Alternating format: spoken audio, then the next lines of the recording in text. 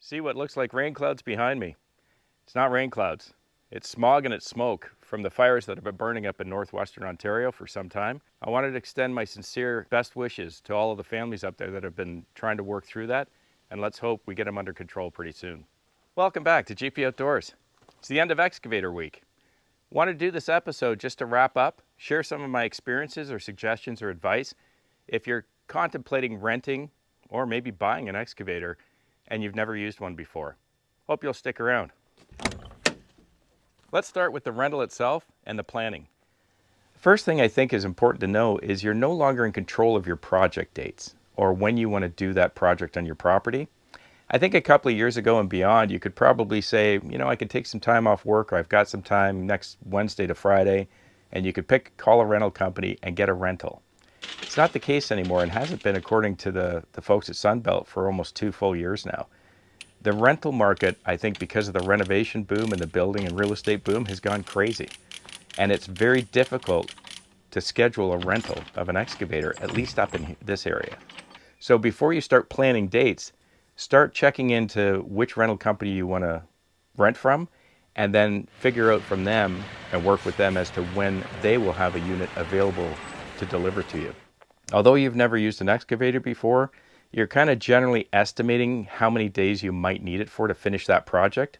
In my case, the trails through the forest. You don't know for sure because you've never used one. But whatever it is you estimate, extend the rental time out. There's a couple of reasons I'd offer that. One, you've never used one before, so there's going to be a learning curve, and you don't want to be in a pressured situation where you're trying to get that project done and you're forcing yourself to work maybe a little harder or not as smart or as slowly as you would otherwise work while you're trying to learn how to use the unit and use it.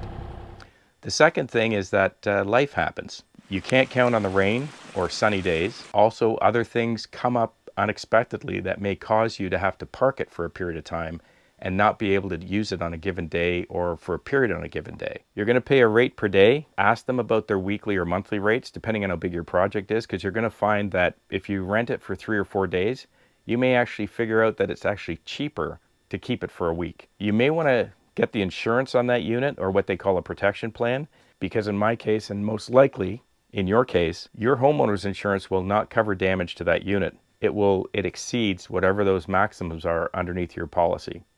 So in my case, I felt it was worth it. It's not cheap, but it's certainly a whole lot cheaper than trying to fix an $80,000 machine. You're going to pay your taxes, of course, and you're going to have to refill it, and you're going to have to clean it before you send it back. Before you finally book that rental, you need to know how big an excavator is that you're going to need for the project at hand. If you're running a compact tractor like I am, you're going to get an idea or a feeling for, you know, how much 500 pounds weighs or 1,000 pounds weighs. And based on the capacities of your own tractor and what you have been able to do or have not been able to do on your property, will help to steer you towards what size machine you might need.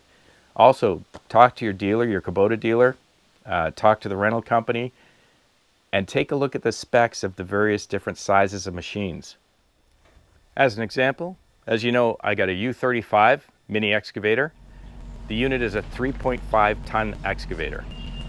Spec-wise, it reaches about 16 feet out, has that much of a radius.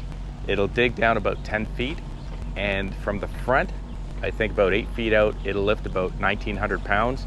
However, it lifts a lot less from the side, and we'll talk about that in a minute. The controls, silky smooth, very easy to operate, joystick style. And the nice thing about this unit, unlike some tractors or some of our compact tractors available to us, these hydraulics all work independently. Multiple things that can happen at the same time. The stick can move at the same time as the boom can move. At the same time, you can drop the thumb, and you can also spin the unit while you're doing other operations. This U35 is 6 feet wide, and the blade spans the entire width of the machine, which was, I think, a good size for me since I was building walking trails through the forest. In preparation for the rental, I'd strongly suggest that you get 1 or 2 diesel cans and fill them up and keep them at the side of the house so that you don't run out of diesel partway through the rental and have to drive out and get it then. Just grab them ahead of time. Get them ready. If you're in an area where you have neighbors that are relatively close, you may want to give them a heads up. I think it's a courtesy. You don't have to, of course, but I think if you know you're going to be running heavy equipment for 3 or 4 days and you've got neighbors that are reasonably closely situated to you, you might want to just give them a heads up so that they know and they don't wake up one morning to hear the excavator beeping away. If your project is like mine, in the forest, in the summertime, and you've got black flies and deer flies and wasps, whether they're nests or in their ground, I'd highly recommend you get a cab model with air conditioning. A cab model without air conditioning doesn't help much because it gets pretty hot in there, which is going to force you to have to open the windows, which means you might as well have had an open station. And lastly, in preparation for arrival day, I'd strongly recommend you watch a lot of YouTube videos. There are a number of different training centers that have beginner 101 type videos on YouTube specifically focused on mini excavators. And you'll learn a lot of good, helpful information, tips, and advice as you start to learn how to use it for the first time. Let's head into the forest and let's talk about the work I did this week with it, what I was able to accomplish, and talk about a few of the experiences I learned using it while we're out on the trails. For those of you that have been following this series called Blazing New Trails, you'll know that when I first started making these trails, I was using my small compact B2601 tractor, my box blade. I used the grapple a bit, chainsaws when needed, etc. As I did through this project. I was able to clear 270 feet of trails, and it took me about 14 hours in total. And then I rented that U35 mini excavator. And over the last number of days, between rainstorms and time available, I was able to complete 1,270 feet of trails in about 16 hours. That's the difference. And that's why a rental may make a lot of sense for you. So in summary, the forested part of my acreage here is only probably about 2 3/4 acres, I think.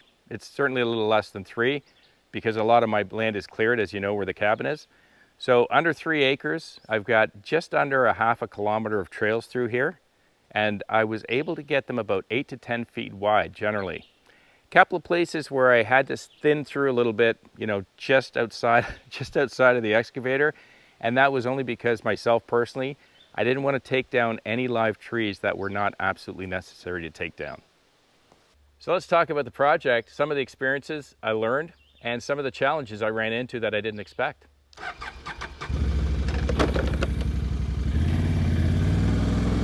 I think probably the most important thing that I learned that I hope that you'll be conscious of is that the unit is far more stable when you're digging or lifting and the unit is in parallel with the front blade, whether the blade's in front of you or behind you, as opposed to when you turn sideways and you're digging or lifting from the side of the unit. You'll find a big difference, especially when you get into heavier things, whether it's a huge rock or a big tree. You'll remember, for example, I would turn to the side sometimes when I was lifting a small tree or a small rock. But as an example, you'll remember that big massive rock that I lifted up just at the end of that connector trail where I ran into the wasp nest. But you'll notice I didn't turn to the side there. I picked up the blade, I backed up, and I repositioned myself as to where I wanted to drop the rock because I did not want to swing that huge rock out to the side because I was pretty sure I'd start tipping a bit or maybe too much. Personally, over the few days or the week, I tended to find that if I left the blade in front, I was much more stable than the few times I had to spin around and the blade was behind me. I'm still not quite sure when you want it in front versus behind, but for me, for the most part, unless I was on a very steep slope or a sizable slope, that would be the only time I'd put the blade in behind me if I was digging this way. Otherwise, I virtually always left the blade in front. So I was digging over the blade. And when you drop that blade, you don't want to just touch the ground. You'll realize and you'll feel when you put the blade down, once you push a little more, you'll find the unit will kind of right itself and become firm where it stands. That's what you want. And another important piece of advice, when you're lifting or you've got a full bucket and you need to swing sideways to either dig or to drop something, whether it's a rock or tree, try not to swing too fast. Because remember, you've got a whole bunch of weight hanging 10 to 15 feet out in front of you, and you're going to throw it sideways. So you want to spin very slowly and then spin back very slowly. And just as I did when I was a brand new tractor owner with my B2601, and I still do in large part today with the LX2610, I ran that machine usually around half RPM or half throttle and maybe a little more. because it slowed the hydraulics down quite considerably and made it a lot easier to try to learn how to coordinate. The only challenge to that, of course, is you don't have full power, but in some cases, if I was lifting something heavy like that big boulder, I'd crank up the power. And I know some people will disagree because they'll say you should run it at full power because you're, not cooling the hydraulic fluid fast enough, or it's not flowing at full flow. But I think as a beginner, I think that was the right choice, and it certainly made it a lot easier to try to keep control of things. And again, similar to what you do with your compact tractor, whenever you're lifting a load, always when possible, try to bring that load in as close to the cab as possible before you spin or you move. It's just like with a tractor. The closer the load comes in to the main unit, the more stable it'll run. You notice that to travel forward and reverse, you've got two paddles here, and you also have the option of using your feet. However, I'd strongly recommend you stick to using the paddles as a beginner. I tried it a few times, and it is a little bit trickier with your feet for some reason. So let's talk about a few challenges. Big, massive boulders, and lots of them. I certainly know my property well, and I knew I was going to run into them, because I did with the tractor. The nice thing about having the excavator is I had the power to lift them and get them out of the way. The challenge I had was trying to figure out when to lift them and pull them out, and when to try to leave them. Let me explain. I might offer that excavator felt a little more tippy than my tractor, but then again, I also felt for a long time how tippy the tractor was when I was first new and I was beginning to learn how to use it. When you're running over these trails and you're clearing them, some rock outcropping will cause that unit to tilt, and it feels pretty severe, a little scary a few times. So you need to try to smooth as best you can that area in front of you as you move forward. You see a rock in front of you? And as I've mentioned many times, they're like icebergs. You don't know if it's a foot by 2 feet or it's 4 or 5 feet and it weighs 2,000 pounds. You just don't know until you start digging it out. And once you disturb it out of the ground, you now have an issue to backfill that hole. And when you're in a forest like this where there's so much rock, it's difficult trying to find backfill. You keep scraping to the sides, you're trying to dig at little hills, and you start to grab and there's another boulder or another rock there. You try another spot, and then you eventually try to scrape up, enough backfill to fill that hole. So what you may want to try, or what I think I might do as I go forward, is I think what I'll try to do is fill the undulations or the pothole, so to speak, as opposed to try to disturb the boulder, because it's just so much harder, or it takes so much more time trying to find enough dirt to backfill, a 4 or 5 foot boulder. As you can see, the ground is really soft and loamy. So I learned after about the second or third day that I was able to use the bucket if I put it flat down and press down on the ground to try to compact it before I move forward with the excavator. And that helped tremendously. You got it. And hard sloping ground.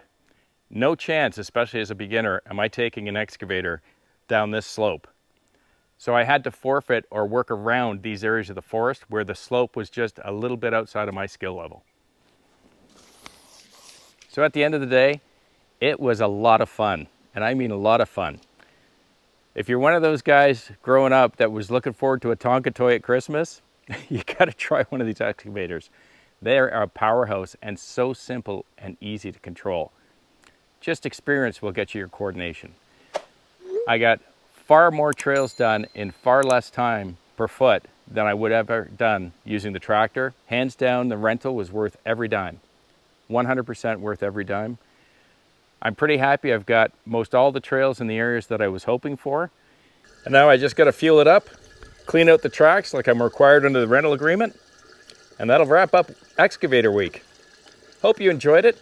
If you like the channel, please click subscribe, hit the like button, and if you want to know when I'm posting videos, just click that little bell. Have a wonderful and safe week with your families.